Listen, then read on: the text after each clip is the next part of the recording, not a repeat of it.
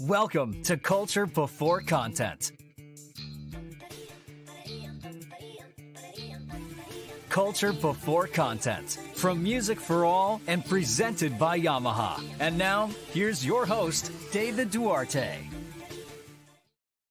Hey, welcome to the show. It's the last Sunday in October. Hopefully everybody's weather's changing. I know mine is. It's getting a little rainy out there. It's amazing.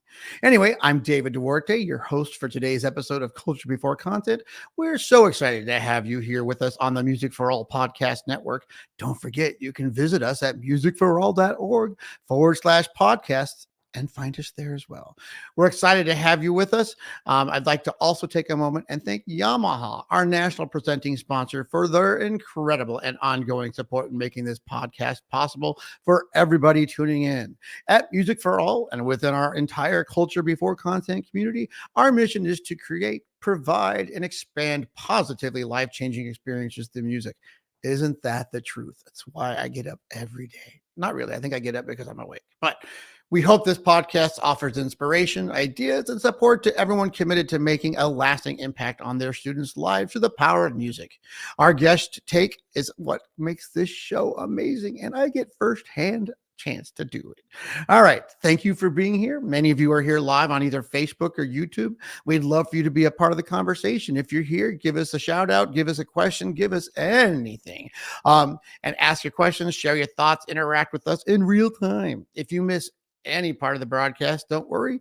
You can always catch the full rebroadcast right after the show on either Facebook and YouTube, or you could wait for the amazing audio versions that are typically available on Mondays through Apple Podcasts, Spotify, and other podcast platforms. And again, you can find them all at musicforall.org/podcasts. All right, enough of that. Let's talk about our last week's show. We had Melissa Gustafson-Hinds. Oh my gosh, so amazing. We talked about her strategies for developing an award-winning inclusive band program and the importance of student leadership, her effective communication, which was super effective, and community involvement. She detailed her methods for selecting music, structuring rehearsals, and integrating new techniques post-COVID.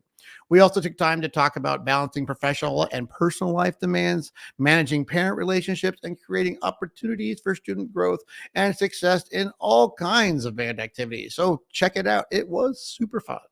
Now, let's get on to this week, which is why we're all here.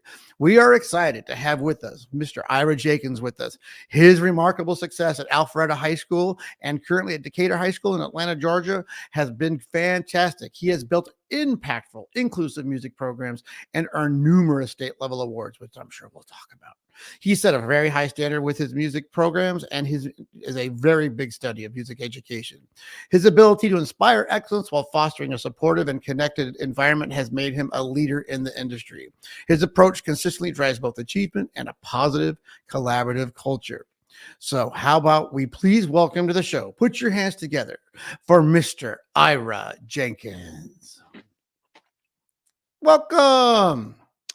Hey, David. How are you today? How's your Sunday? How's the weather?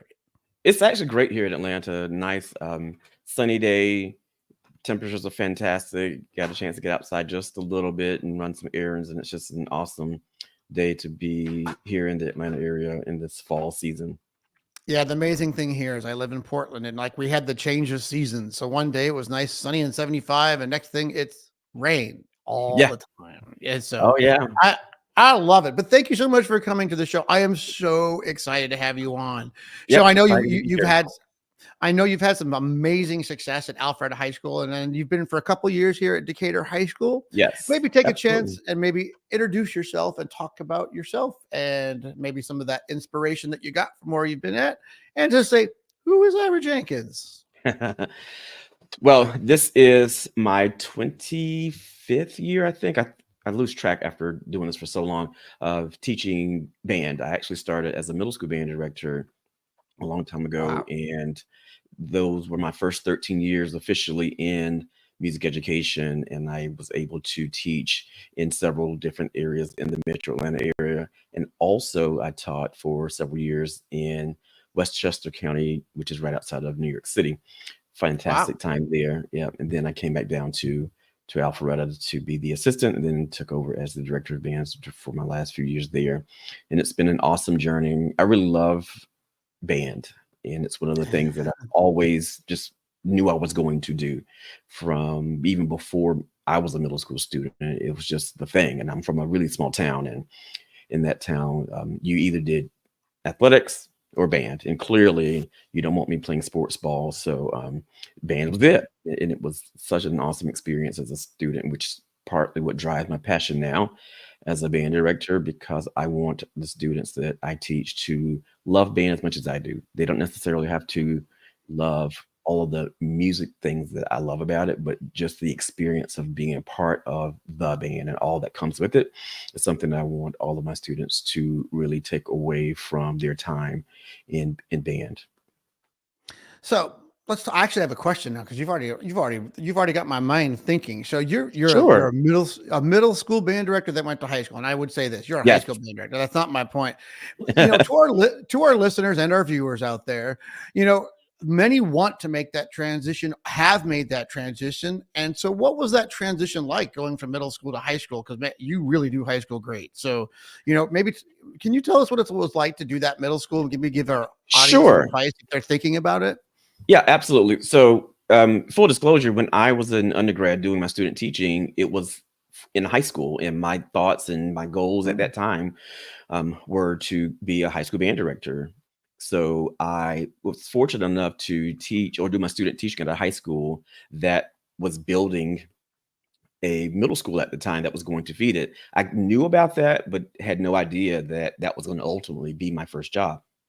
So as all senior music education majors who were about to graduate are doing, I was on the warpath of trying to find a job, looking for that great high school band job. And after a certain point, I wanted a job, a really good one, more than I wanted high school. And the cooperating teacher that I did my student teaching with actually recruited me. He told his principal, who was good friends with my soon-to-be principal at the middle school, that, hey, I want Ira to be the middle school band director at the new school so that he can feed students to me.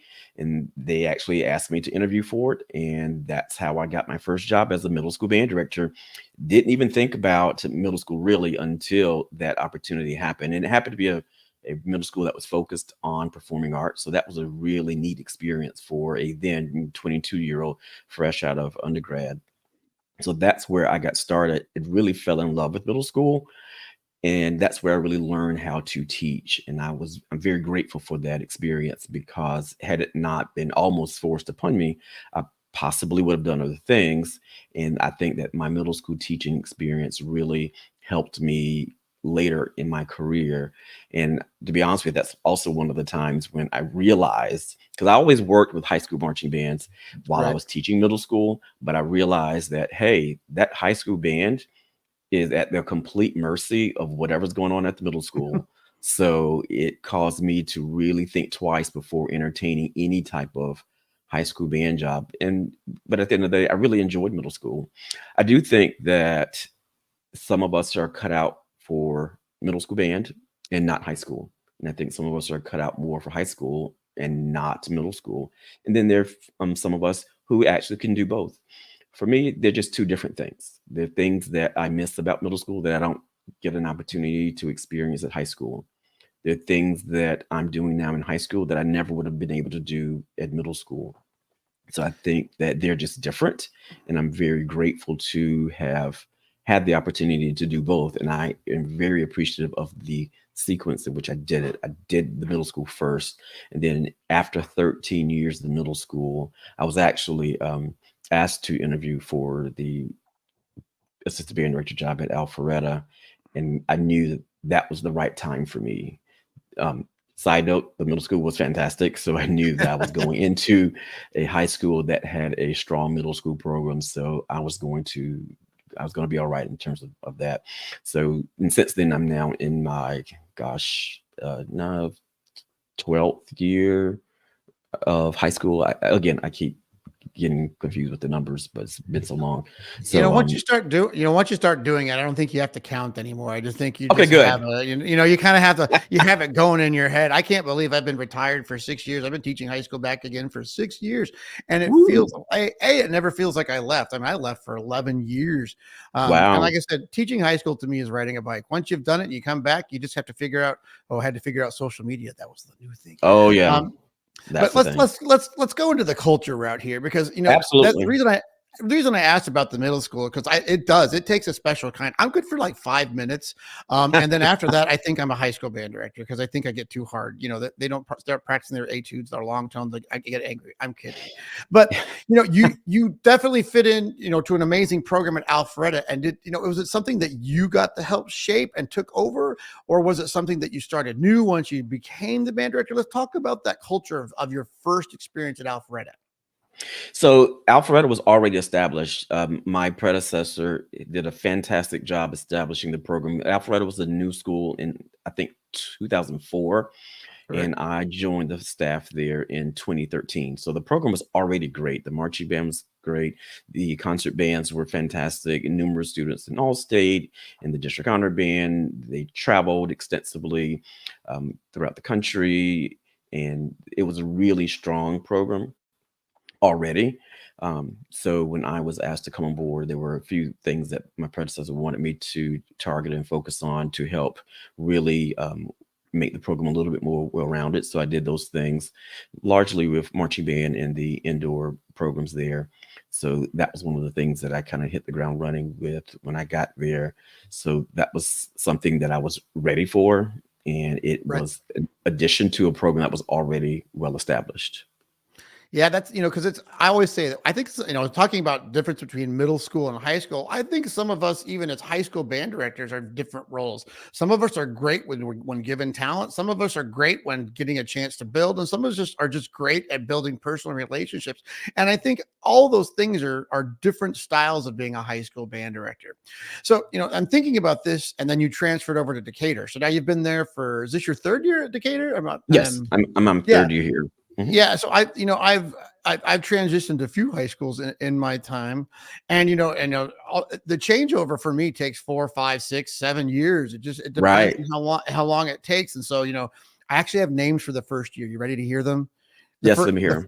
The first year is called, it's kind of like bite your tongue, or just, hold back, because you're along for the ride, no matter how much you think you're in control. The second year is called magically better, because no matter what happened that first year, that second year is like, oh my gosh, I can kind of breathe, but it's nowhere near where it can be. And so when you've tasted success somewhere and you transition, it's just like every year keeps going, and there's no limit to when that can end. It just depends on when you're. And then the post-COVID has changed those rules a little bit. I'm on year 4 going, oh my gosh, I can breathe.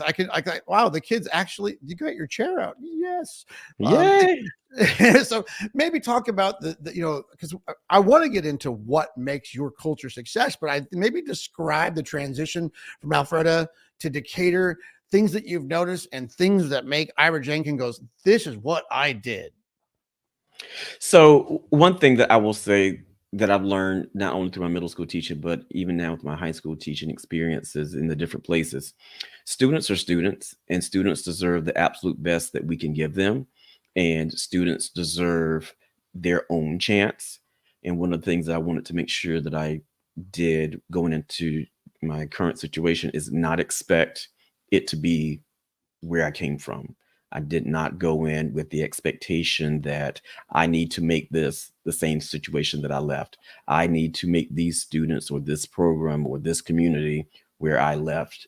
I wanted to go in and make it its own thing, bring a little bit of what I think could enhance the band community in the school, but also make it its own thing and make it continue to thrive and create its own identity, its own character. So that's one of the things that I was really wanting to do, because they're their own entity, and nobody wants to be a carbon copy of someone else. So that's what I wanted to make sure of.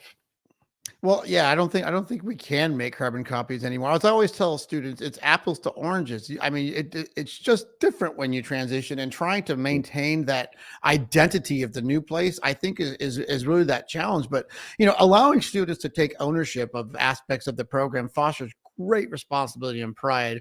What do you feel are some effective ways to encourage student ownership in the band's success? One of the ways that I try to encourage that is building an open relationship with the students so that they can feel comfortable sharing their thoughts.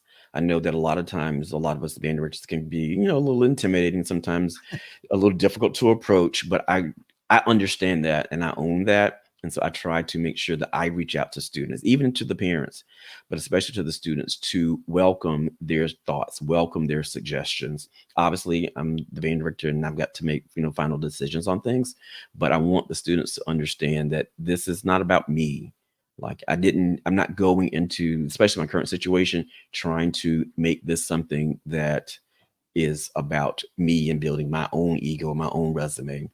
I enjoy everything that I've done before I came into this situation at Decatur High School, and I'm now, as I've always been, but even more so than ever, here to make these students and help these students grow and become whatever they want to be, and taking myself out of it. So one way I try to cultivate that inclusivity is making sure that I hear the students. I ask the students. One of the things that I started doing, I guess when I got to Decatur, is I do this thing once a month on Wednesday mornings before school. I think it's coffee time with Jenkins or whatever. So I run by the Dunkin' Donuts on my way to school, and I tell all my student leaders, "Hey, we're gonna just have a coffee and chat." And a lot of times that's where I share things with them, but it's also time where I want them to share things with me.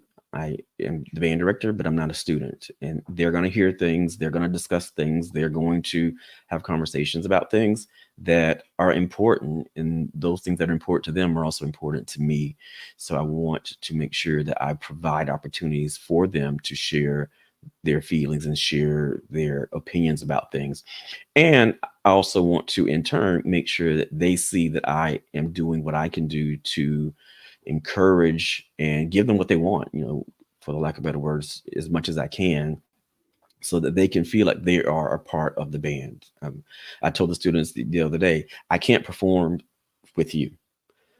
That All I can do is prepare you, but you're the ones that are performing. This is your band. You are living this. I've already done this. So this is time for you to live this moment.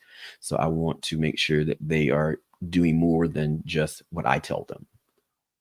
Yeah, that's amazing. I really love it when directors reach out to their kids. I think it's, sometimes I describe myself as two people at work. There's David Duarte and then there's Mr. Duarte. And those are two Mhm. separate entities. And 90% of the time, students, you're talking to Mr. Duarte, not David Duarte. And when they get a chance to meet the other person, I keep telling them, yeah, that's a different person that you need to deal with. And this person has emotion, this person has feelings, this person has a when I'm your band director, I am none of that. I am like, it's Uh-huh. whatever is best for the program, whatever we're doing at time. But it sounds like you've created a super safe environment for your kids, which I think allows students to take musical risks and grow as performers. How can emotional safety be promoted to encourage students to take risks in their musical development? Well, one of the things that I try to do is ask the students questions, even in class in our wind ensemble or symphonic band or even concert band rehearsals during the school day. I ask the students questions about things, and I want them to understand that a good bit of what we do as band directors, especially as conductors and the music decision makers, is make things based off of what our opinions are about music. I like to have the students be more empowered with making some of these musical decisions. Last year, we were working on, I can't remember what the piece was, and I think it might have been a march. And I said, hey, these are Yay. some typical things that, happen in marches, but quite honestly, these are opinions. These are things that a lot of directors or conductors would do in a march. But what do you think? What do you think about tempo at this point? What do you think about dynamics and balance? What would sound good to you? What would you enjoy? So we will regularly take opportunities to experiment with different things that the students like. I want it to be their interpretation and not my interpretation, or not, the military band interpretation, or Dr. So-and-so from the University of whatever interpretation.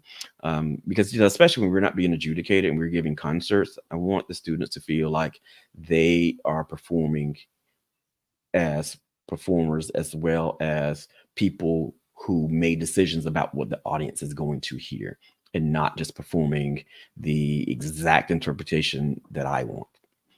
Yeah, that's great. I do have some questions about your school. I probably should have thought of this first. So can you describe your high school? Like, how big is the high school? What's your program look like? How many ensembles, and that Sure. kind of thing. Yeah. So there are around 1,800 and something students in the high school, and it's a really small community. In our metro Atlanta area, most of the school districts are based off of the county. So there's Fulton Mhm. County schools, Cobb County schools, DeKalb County schools, but there are certain cities within certain counties that have established their own school district. And so that's what Decatur is. We're in DeKalb Oh. County, but our city, the city of Decatur, has its own school system where we have one high school, one middle school, two upper elementary schools, and a number of kindergarten through second grade schools. So that being said, it's a really small community. Everybody knows everybody. And our district, it's like I am the high school band director, not one of several around the district. So it's a small Right. community. And what's so neat about it is most of the students actually walk to school. Like when I am, the rare occasion where I'm, a little bit late, I'm passing by hundreds of students from all the different communities around the school, just walking to school. So it's really neat to see that type of really kind of old school homes type of environment. So there are about 135-ish students in the band program. There are 3 tiered bands. We've got the top group, the wind ensemble, then a symphonic band, which is the middle group, and our young group is the concert band. We have percussionists with our wind ensemble class, and then for the other 2 band classes, they are just winds. And then the remaining percussionists that are not in the wind ensemble have their own percussion class. So those are the curricular classes. I just started teaching AP music theory this year. I was teaching IB music last year and the year before. So that's my class structure. Then we have, of course, the marching band, and we have 2 winter guards, and we just started an indoor percussion ensemble officially last year, full-blown marching scholastic A percussion group. And there are a number of chamber ensembles that I cultivate through the classes throughout the year as well. So we do very typical, the band classes. We do a concert in late in the spring, fall semester. December, we'll do our annual performance evaluation in March, and then the spring concert in usually in April. And so those are our standards. And then there throughout the year, other concerts that various groups or ensembles will participate in as well. So you're saying you have a lot of free time. That's what you're saying. A lot of free time. Yes. A lot of free. Yeah. I mean, believe it or not, Busy. I'm actually missing our band Halloween social that's going on right now at the school. I ran around and got some things together for that and dropped it off at school. And so they're, going into that right now, and I've gotten some pictures of how that's going. Aw. So yeah. But you made me look. I had to look. I love Dunkin' Donuts, by the way, because we kind of share the same initials. So anytime I buy some of their gear, I just call it my own stuff. But there's not a Dunkin' Donuts within like miles of me. I don't even know. Like I don't think there's any here. So it's been a weird move to the Pacific Northwest where I'm at, because I don't have my Dunkin' Donuts coffee. So when you say a little bit of a miss it just a little bit.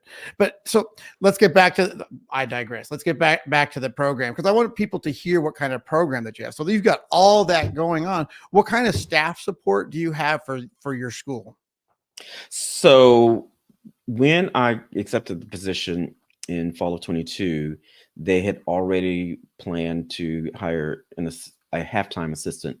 So that's what I currently still have. So he does fantastic work with us.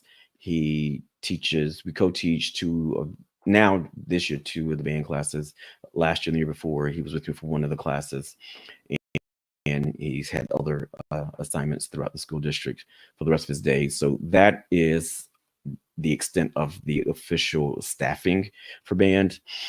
My fantastic band parent association does great with fundraising, and students pay fees to help support our additional staff. So I do have a percussion director who comes in fairly regularly to work with our percussion students during the school day, and he also runs the percussion for marching band and our indoor percussion ensemble. We've got a wonderful color guard director who also works at our school, and she is responsible for the fall color guard as well as the winter guard programs. And she's got an awesome assistant who works with her. We've got for the marching band, two of our visual instructors who do great work with the marching band. And then this year, as recently as actually last week, I am doing something that I started at Alpharetta, which is we are having master classes. So I've hired studio teachers to come in during the school day to work with each individual section. So that started actually last week. So that's going to happen once a month for the next few months. So that's also supported financially through our Band Parent Association, the funds that we raise. So that's pretty much the extent of our staffing. That's great because I always talk about it. Like sometimes some band directors are alone. Some of the smaller band programs in the communities, and then sometimes it's fun to like take a look at bands across the country and see what kind of support they have, because it comes down to must-haves, wish I had, and I'm not gonna have. So to you, what does Ira Jenkins must have to make a band program work in terms of staff? Well, it's funny you should ask that, because I think that I look at it from the opposite angle, which is what staffing is possible. And then what can I do with that? How can I turn that into something? How can I capitalize on that? So I think the band program will look a little bit different without the staff and that I currently have. The band program would also look different if there were more staff. I do not have a full-time dedicated assistant who has the opportunity to team teach all the classes. So that's something that is a little bit different here than it is in other places. I don't have the funding through the school district to support all of the other staff members that we have. So that's something that is obviously contingent upon how much we're able to raise and collect with donations and student fees. So those things definitely impact that. So I think for me, as great as I think I am and want to be, I can't do it by myself. And the students, especially at the high school level, they need a lot of instruction, that especially on the instruments, that none of us as high school band directors are that super fantastic on every single instrument to the level that I would like for my students to have the privilege to work with. So I think that as much as I can, I want to create opportunities where I can get people in, even if it's not on a regular basis, on some type of a basis, so that the students can get some level of high level instruction that is instrument specific. For the marching band, I want the marching band to have those students to have information that is specific to them. That's why we have, two visual instructors that I do whatever I can do to make sure that we can afford to have them. So that these students can have the most, because I think we can buy things all day long. We can give a kid a new trumpet. We can buy a new sousaphone or French horn. But if the students don't know what to do with it, then it doesn't matter about the things. And relationships and interactions with the students are very important. So I want to make sure that I have the right people in place to interact with these students, because that's what they stay in band for. They don't stay in band because they got a brand new alto flute to play on. They stay in band because the experiences and the relationships. So I want to make sure that I have the resources and do whatever I can do to make sure that we can create those experiences and those relationships, and not only peer relationships, but in this case, the staffing relationships.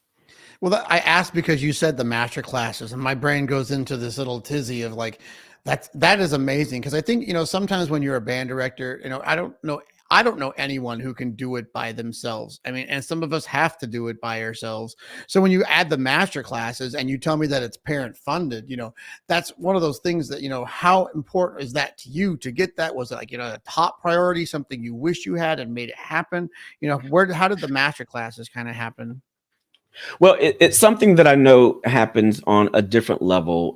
I can't speak specifically to a large amount of detail, but I know that in some band programs in our country, students are able to get masterclass type experiences every day or on much more of a regular basis. So I wanted to at least do a little bit of that to get a little bit of that level of exposure to the students for a variety of reasons.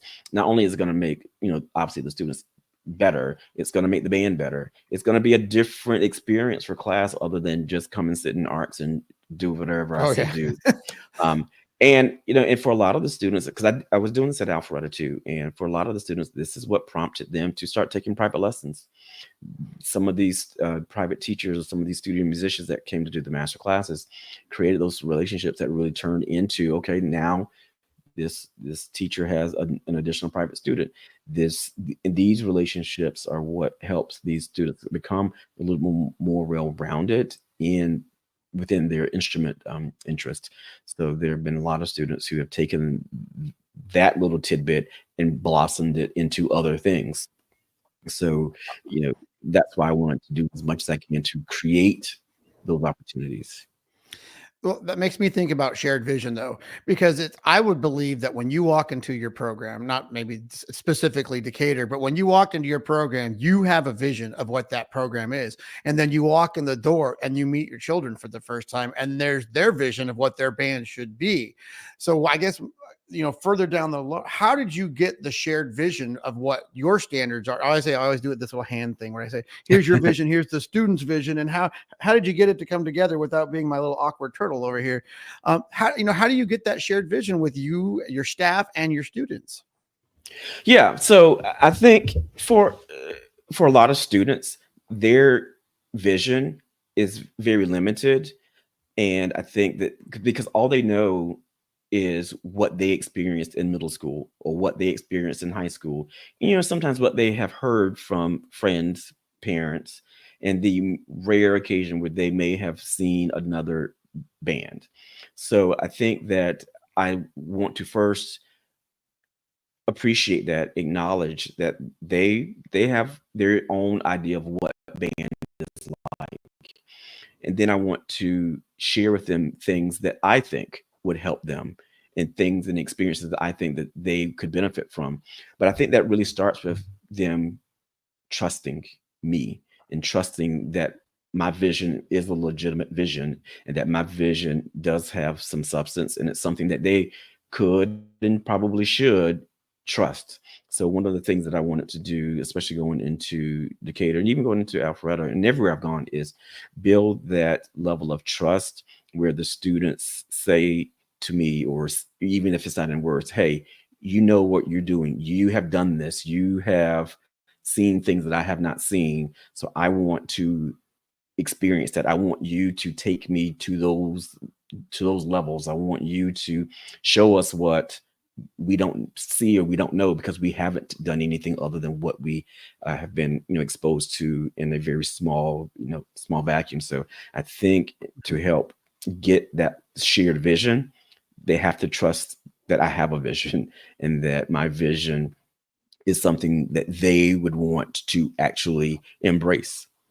Well, I know they do embrace it. That's why I always ask people this question. I think some of you amazing band directors forget that we notice things about what you all do, because that's why we kind of covet like some of like the success things that you do. How long would you say it took you at your new school before you started to see the vision of your students coming out without having to bring it out of them, so to speak? When did you feel like you settled in as like, we're here? Is it still continuing? Where are you at in the vision? It's still continuing. I think that what was really funny, and I still surprised myself with this, in my first year, probably early to middle of the marching band season, I said, I need to do something, or I would like to do something that's, something that a first year band director at any school wouldn't do. And I want to do something for especially the seniors, because I want them to understand that they're important too. And I'm not just going in with my eyes on the freshmen, sophomores and just going to ride them out. So I had this crazy idea to, you know what, we're going to go and do a parade. So I actually, in September, like not even 6 weeks into the school year, submitted paperwork to administration for us to go to Baltimore for their St. Patrick's Day parade in March. So, and I did all the paperwork first, didn't even tell the parents. And once I got the full approval, it was probably second week of October or so, I sat the kids down at the end of a marching band rehearsal and shared the news with them. And the amount of joy that was on their face was just, you just couldn't explain it. And they knew that is something that I did not have to do. That is not something that most band directors would do, and especially in a situation like that during their first year. But I wanted them to understand that, hey, I want to expose you to a lot of things. I want you to see all types of things that this band thing that we do can actually offer. And I think that was one of the first times where I really felt like the students wanted to trust that I had a vision and they wanted to see it through. Well, that is amazing. Well, I know you need to take a bit of a mini break here, so let's go ahead and take that break, and I'm going to talk to the audience a little bit. Okay, kids. So this is like inspiring to me, because this is what I believe in, is that when we take over a program, it takes a while. Sometimes you could take it over in a year. Sometimes you could take it over 2, 3, 4, and 5 years. And I think to myself, how do we get that shared vision? And I think a lot of that. And when he gets back, I think we're going to talk about, continuous improvement, because that's what it is. I don't expect students, I hope you don't either. I mean, do you? I don't know. I don't expect my students to know my feelings and my vision right away. And it has been a constant, not battle, but a constant something that's super important to me. So like, think about it when you took over your programs here. When you took over your programs, did your kids do exactly what you wanted? How long did it take for that vision to come about? And so for me, I know that, like, I believe in things. Like, I believe that, just stage setup, getting the marching band to be ready, getting, what time we go to the field, everything in my world. And this is my world, not yours. I'm sure your world is much different than mine, but in my world, I think it's about how I can train my students to know what I want without me having to tell them. So how do you do that? So let's talk to Ira, and let's talk about the continuous improvement model. Welcome back, Ira. Yes. We missed you greatly. So, so I was talking about the culture of continuous improvement, because I really think that's where a lot of us lie. Like, I think to agree or disagree. We can play a game. Agree or disagree. Too many band directors are too hard on themselves about continuous improvement. They want it perfect the first time and are upset that it doesn't happen right away. True or false? Agree or disagree? I would agree that it is. I would agree that there are many band directors that are like that. I'm not one of them. And there's no way you're one of them.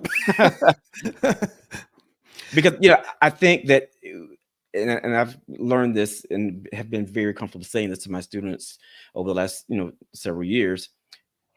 I know a lot of things, but I do not know everything, but I still want to know as much as I can. And there's never a time where you can or should stop trying to improve. And I like to explain to the children that it's about the journey. And there's never a time where I want the journey itself to take a back seat to the end product. Yeah, well, I think I said this goes back to like the vision thing. The journey, there's two journeys going on. There's your journey and there's your student's journey. And those are just Yep. two very different things. And so I was thinking about, here's another agree or disagree. Failure is Mhm. not bad. Failure is not a bad thing, even if it happens whether you expect it or not. Agree or disagree. I totally agree. And I live by this, personally. Anything that may be perceived or look like a failure to me, that's just a lesson that I learned, an experience that I had, which is why to this day I have very few, if any, really regrets in life. Because even those moments that may not have been the most positive or the most fun, I absolutely learned something, and I'm a better person now because I dealt with that. I went through that. I experienced that. I still experience that. I sometimes do some of the not smartest things because, again, Mr. Duarte or David Duarte, sometimes David Duarte makes an appearance and he doesn't mean to, but I mean, okay, we are human, agree or disagree. I mean, Yes, yeah. agree. And so, and I think probably bringing some of that to your students, like, in the coffee, which from Dunkin' Donuts, geez, it's part of that is letting the students see who we are and letting them explain it. Because if they can learn to accept us, no matter who we are, I think great things can happen. So let's get Yes. back to that culture of continuous improvement, because I think it really ensures that the program evolves and it remains relevant. And for you, become stronger and more a part of the Atlanta scene. But what steps can be taken to cultivate a continuous improvement mindset amongst your students? One of the things that I like to do that I think is very necessary is recognize the successes that the students have. I think one thing that helps everyone want to improve is when they feel like they actually can improve. So I never try to speak to the students in such a manner that they think that they have failed or they're at a place where there's nowhere else to go. So I want the students to always know that I'm going to acknowledge when they are doing things well, but I'm going to also tell them what they can do and what we can do to make things better. So I think that a part of motivating the continuous growth and the continuous improvement is creating an environment where the students feel like growth and improvement is a reality. Yeah, and this goes back to me, you being the manager and the person that you are, because I know you're a Bands of America adjudicator, so you are able to see what the product is on the field and also kind of take an assessment of things to make it even better, no matter what you see or where you're at in those things. But recognizing individual and group achievements boosts morale, it reinforces positive behavior. So how can celebrations of success be constructed to enhance group cohesion without creating competition? Well, one of the things that I've shared with my students, even this season, I said, look, all you can do is control what you are doing. You cannot control anybody else. And one thing I love about what we do with the marching band on any level is we want everybody to succeed in this competitive environment. We really all can be winners and we all can be successful in whatever it is that we're doing. And regardless of what the scores say or the rankings say, or even regardless of what the adjudicators say, the students can be successful with what they're doing. And there's that element of competition Mhm. where the first and most important competitor is yourself.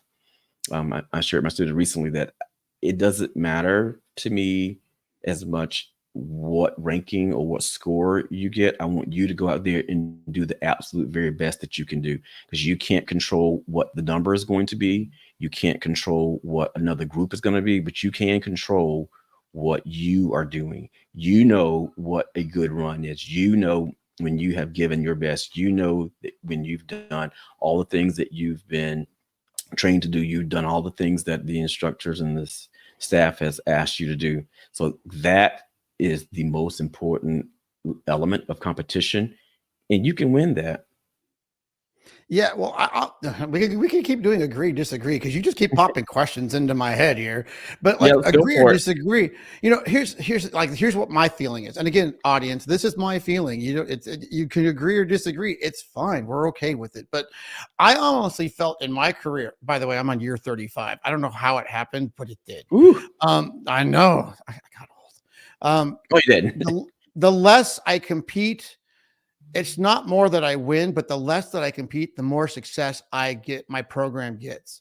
Once I stopped allowing competition to be the driver behind what I'm trying to do with my program, I think I was able to more clearly see the vision for my program, and I was able to do things better because we're not there to compete against anyone. And this was what my high school band director taught me, but ourselves. Did we go out and do better the day before? Did we go out? I mean, is it always constantly getting better? Again, continuous improvement. Agree or just, I mean, I guess more on the lines of where does competition fit in? It has a place for sure, but it is not my driver. But when I stopped letting it drive me, because when I was young, I was a little too competitive.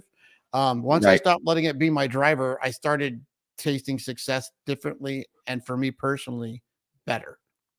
Yeah, I think obviously the environment of the competition itself, the adrenaline, the expectation, the contest dynamics, and all of those things that happen in the heat of the moment of the day, I think are great. I think that is a different experience that creates a different environment, a different learning opportunity for students. But I think the how we define success is the most important thing.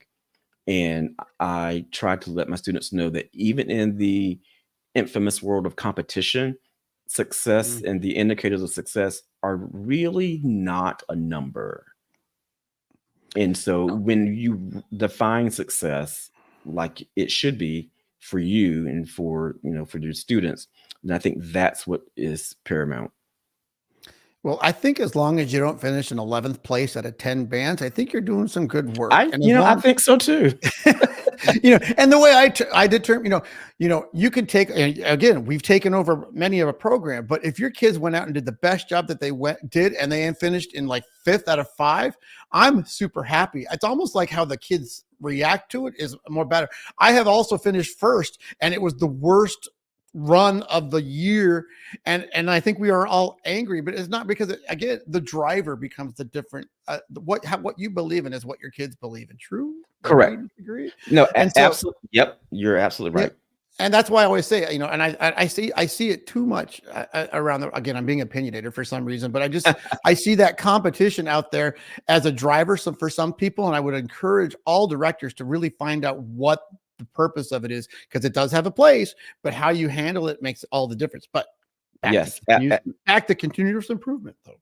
Right. Well, I told my students recently, I said, and we came in whatever place we came in at a contest recently, which may not have appeared to be, as favorable as others may would have wanted. And I told them, so, I'm okay coming in that place against those other teams. They were great. And against those, yeah, this is good. And so I kind of reshaped how we looked at rankings and placement.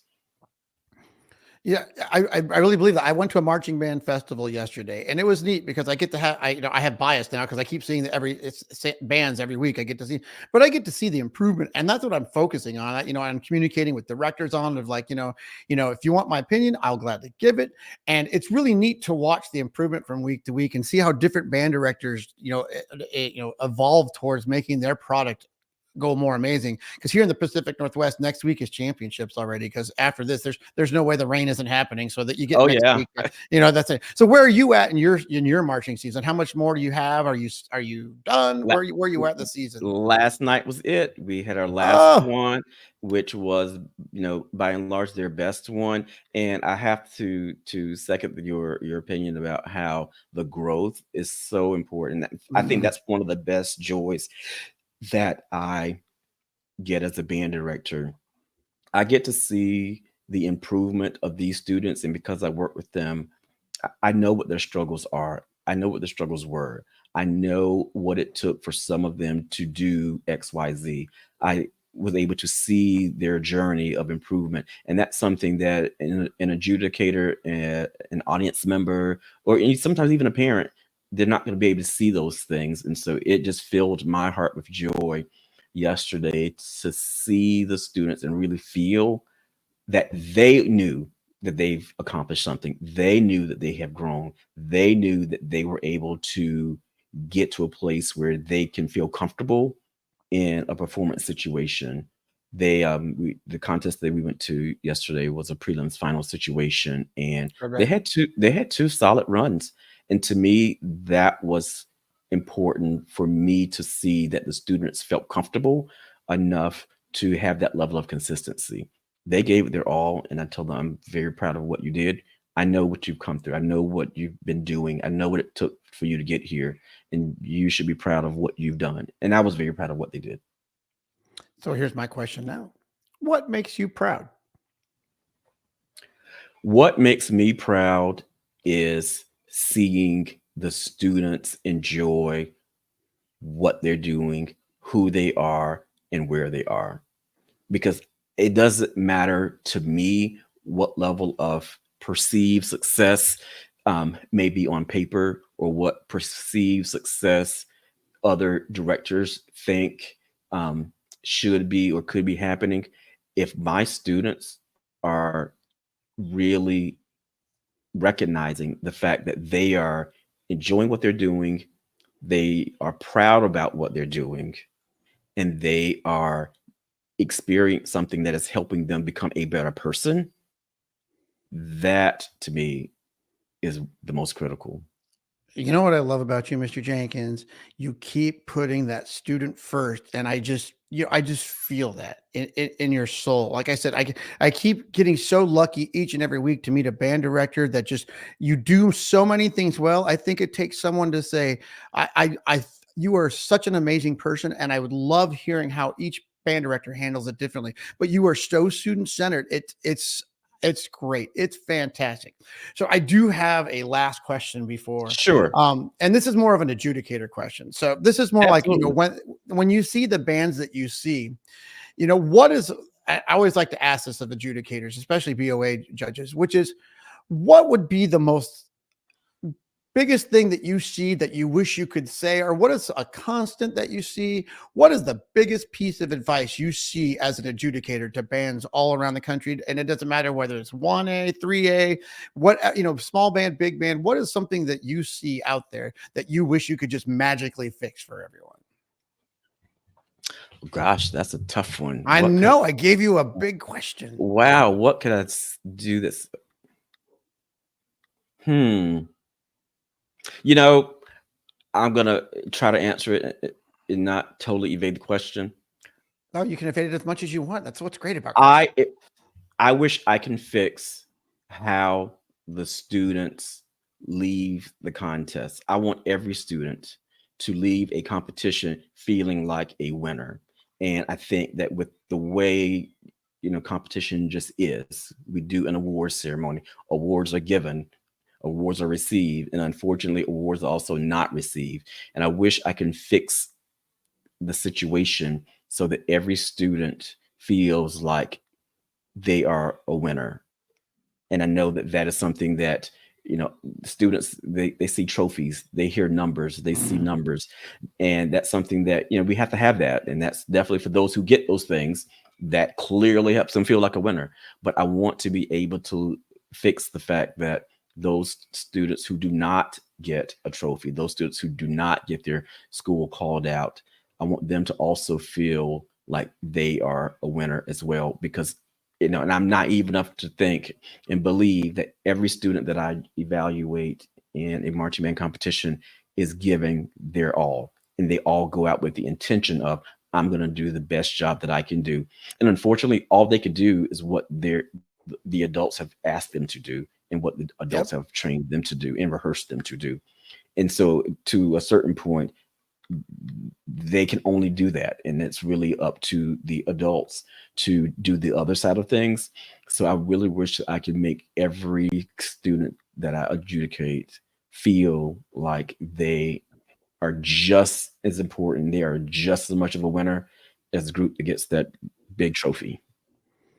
All right. Final question. Final thought Yes. for you. And I'm going to give you the topic really quick. Culture. That's Mhm. what it is. So you are a student centered, you are a high expectation driven, amazing band director. What is your advice to everyone who's listening or watching of culture? How does the culture of your band program speak to the world? On your marks, get set, go. I want the culture to be student focused more than it is anything else. And my advice to all of us, especially those of us who are teachers, is to make everything about the student and teach the student before teaching the content, because that is what, after all, matters. Most of our students that we teach will not go into music professionally. What they're going to take away is not music content, marching content. They're going to take away humanitarianism. They're going to take away feelings. They're going to take away motivations. And that's what we need to ultimately remember, that that's what's going to be what the kids remember 5 years, 10 years, 20 years from now. They remember how you feel and how they felt more than anything else.